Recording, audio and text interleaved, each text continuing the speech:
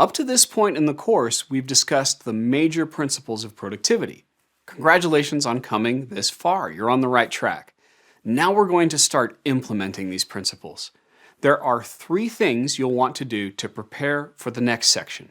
First, be in your workspace. Second, budget time to complete these chapters.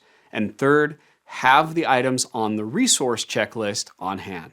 First, complete the remaining chapters while in your primary workspace. This is essential because it's the laboratory for the science of time management. It's where you put principles into practice. If you have more than one workspace, use the spot where you spend the most time answering emails, making calls, and so on. Next, the following chapters are very hands-on, so they typically take around 2 to 3 hours to complete. Maybe more depending on your level of chaos. Check your calendar and make sure you have enough uninterrupted time to complete these chapters, ideally in one sitting. And if not, perhaps schedule some time a few days from now to complete them.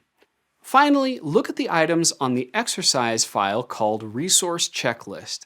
If you already have these items on hand, great.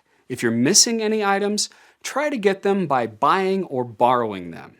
At minimum, have all the required items at the top, the large boxes, the desk inbox, and your calendaring system. You may not need every item in the recommended or optional sections, but it's better to have them on hand. This reduces unnecessary delays, and later, if you didn't need something, you can always return it. This checklist includes an illustration of each item, as well as a brief explanation for why you may need it. Remember the motivation you wrote down? How you'd spend that extra free time? Well, you're about to make it a reality.